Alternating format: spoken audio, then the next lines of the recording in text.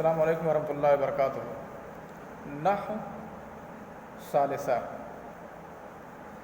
ہم لوگ بحث پڑھ رہے تھے بعض الظروف المبنیہ، اس میں سے کافی چیزوں کو ہم نے پڑھ لیا ہے اور کچھ چیزیں باقی ہیں، تو چلیے آئیے دیکھتے ہیں اور وہ کون کون سے ظروف ہیں جو مبنی استعمال کیے جاتے ہیں۔ ان میں سے ایک متا ہے۔ متا یہ للزمان شرطن، متا یہ زمان کے لیے آتا ہے، شرطن او استفہامن، یہ کبھی اس سے شرط مراد لیا جاتا ہے اور کبھی استفہام۔ جیسے متا یہ شرط کے لیے ہو، متا تصم اسم، جب تم روزہ رکھو گے تو میں روزہ رکھوں گا۔ متا تسافر، آپ کب سفر کریں گے، یہاں استفہام کے لیے ہے۔ تو بہرحال چاہے وہ متا شرط کے لیے ہو یا استفہام کے لیے ہو، دونوں ہی معنوں میں یہ مبنی ہوتا ہے۔ اور اسی میں سے ہے کیفہ۔ کیفہ یہ حال پوچھنے کے لیے آتا ہے، اس کو بھی آپ نے کبھی کیفو یا کیفے نہیں دیکھا ہوگا۔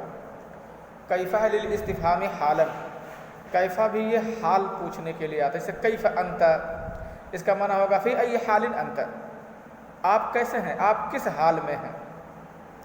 تو یہ حال پوچھنے کے لیے یہ ظرف استعمال ہوتا ہے اور یہ مبنی ہے۔ اس میں سے ایانا بھی ہے، ایانا، ایانا یہ زمانے کے بارے میں پوچھنے کے لیے ہوتا ہے، جیسے ایانا یوم الدین، روز جزا کب ہے، قیامت کا دن کب ہے۔ اچھا، متا اور ایانا میں تھوڑا سا فرق ہے۔ متا یہ ماضی اور مستقبل دونوں کے لیے استعمال ہوتا ہے، جیسے متا جئت، آپ کب آئے، یا متا تجی الی بیتک، آپ اپنے گھر کب جائیں گے۔ تو ماضی اور مستقبل یہ دونوں کے لیے استعمال ہوتا ہے۔ اور ایانا یہ صرف مستقبل کے لیے استعمال ہوتا ہے۔ ایانا جئتا، آپ یہ نہیں پوچھا جائے گا، یہ مستقبل کے لیے استعمال ہوگا۔ اور یہ بھی جان لیجئے کہ ایانا تستعمل فی موضع التفخیم والتحویل، ایانا کا استعمال کوئی بڑی چیز کے لیے کیا جاتا ہے، کوئی چیز بڑی ہو، جیسے ایانا یوم الدین، ایانا یوم القیامہ، یسألونک عن الساعۃ ایان مرساہا، قیامت کے بارے میں پوچھتے ہیں کہ وہ کب واقع ہوگی، کب واقع ہوگی، کب آئے گی قیامت، ہے نا۔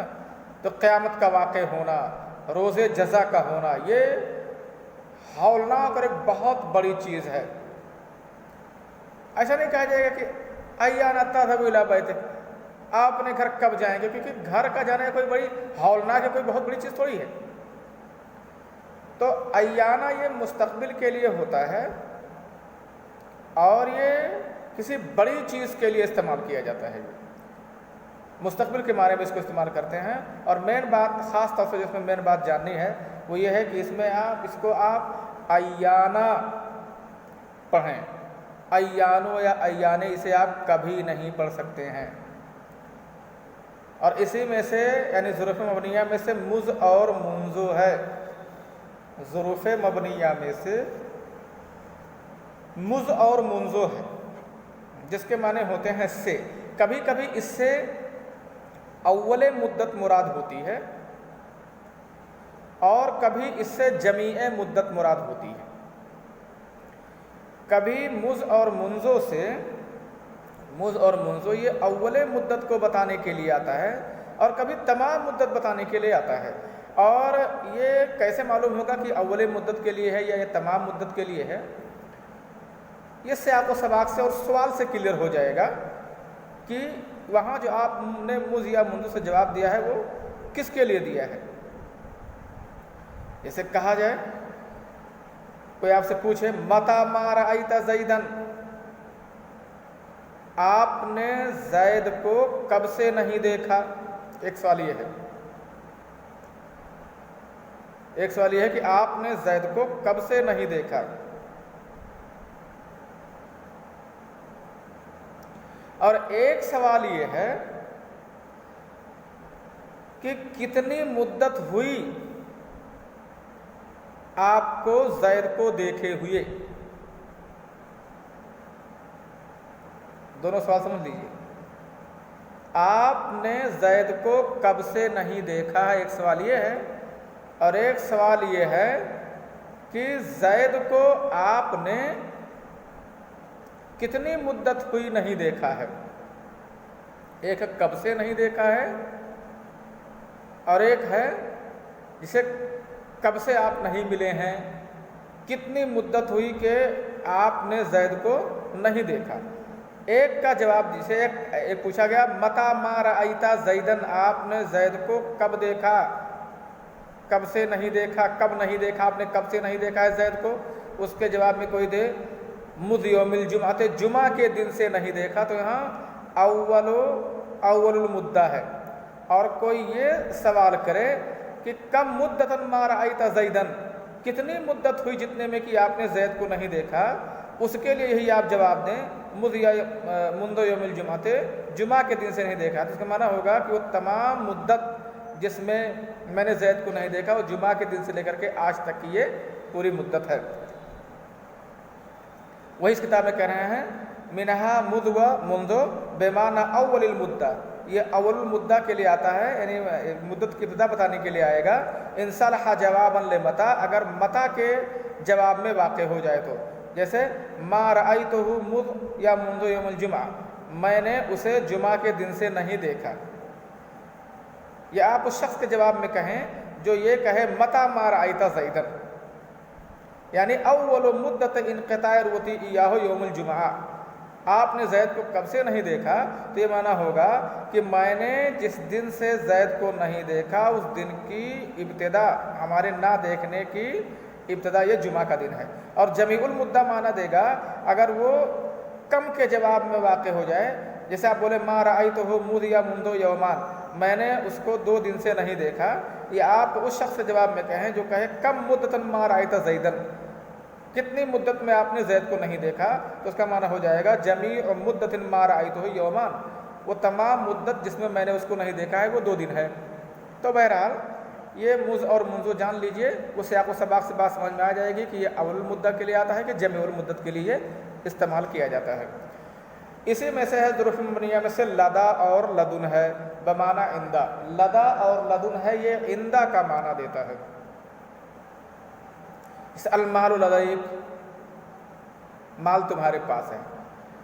تو لدا اور عندہ، لدا اور لدن یہ دونوں ایک چیز ہے، ایک ہی معنی دیتا ہے. لغت کا فرق ہے، عندہ کا معنی دیتا ہے. بتا رہے ہیں کہ ان دونوں میں فرق کیا ہے. ان دونوں میں فرق کیا ہے کہ عندہ میں چیز کے حاضر ہونے کی شرط نہیں لگائی جاتی ہے، اور لدا اور لدن میں چیز کے حاضر ہونے کی شرط لگائی جاتی ہے. جیسے مان لیجیے آپ یہ کہیں القلم عندی، عندی قلم، میرے پاس قلم ہے. تو اب یہاں یہ بھی ہو سکتا ہے کہ وہ قلم آپ کے پاس ہو، یہ بھی ہو سکتا ہے کہ آپ کے بیگ میں ہو، آپ کی ملکیت میں ہو. تو دونوں صورتوں میں بول سکتے ہیں، چاہے آپ کے پاس قلم ہو یا آپ کی ملکیت میں قلم ہو، آپ کے پاس اس وقت موجود نہ ہو، کہیں دوسری جگہ ہو، تب بھی وہ بول سکتے ہیں. لیکن القلم لدی یا لدی قلم، میرے پاس ایک قلم ہے، یہ اس کو اسی وقت بول سکتے ہیں جب آپ کے پاس وہ سامان موجود ہو، حاضر ہو وہ سامان، تب بول سکتے ہیں لدا. تو دونوں کے معنی ہوتے ہیں پاس ہونا، لیکن ایک میں کسی چیز کا پاس ہونا، موجود ہونا شرط ہے لدا اور لدن میں، اور عندہ میں اس چیز کی شرط نہیں لگائی جاتی ہے. لدا اور لدن اس کو کئی طرح سے، اس میں کئی لغتیں ہیں، یعنی اس کو کئی طرح سے پڑھا جا سکتا ہے. کبھی لدنے پڑھتے ہیں، کبھی لدنا یا لدنے پڑھتے ہیں، کبھی لدن پڑھتے ہیں، کبھی لد، کبھی لد، کبھی لد. یہ تمام لدا اور لدن ایک ہی چیز ہے، خالی لغات کا فرق ہے بس. تو چلیے پڑھ لیتے ہیں. لکھا ہوا ومنہا لدا و لدن، اور اسی میں سے لدا اور لدن ہے بمعنی عندہ، عندہ کے معنی میں. جیسے المال لدیک، مال تمہارے پاس ہے. والفرق بینہما، اور لدا اور عندہ میں فرق یہ ہے ان عندہ لا یشترط فیہ الحضور، کہ بے شک عندہ اس میں حاضر ہونے کی شرط نہیں لگائی جاتی ہے. ویشترط ذلک فی لدا و لدن، اور لدا اور لدن اس چیز کی شرط لگائی جاتی ہے. وجاء فیہ لغات اخر، اس میں دوسری لغتیں بھی آئی ہیں، اس کو دوسرے ڈھنگ سے بھی پڑھا گیا ہے. لدا کو لدن کو دوسرے ڈھنگ سے بھی پڑھا گیا ہے، لدنے، لدنا، لدن، لد، لد، لد، یہ کئی طرح سے اس کو پڑھا گیا ہے. ٹھیک ہے، اچھا. السلام علیکم ورحمۃ اللہ وبرکاتہ.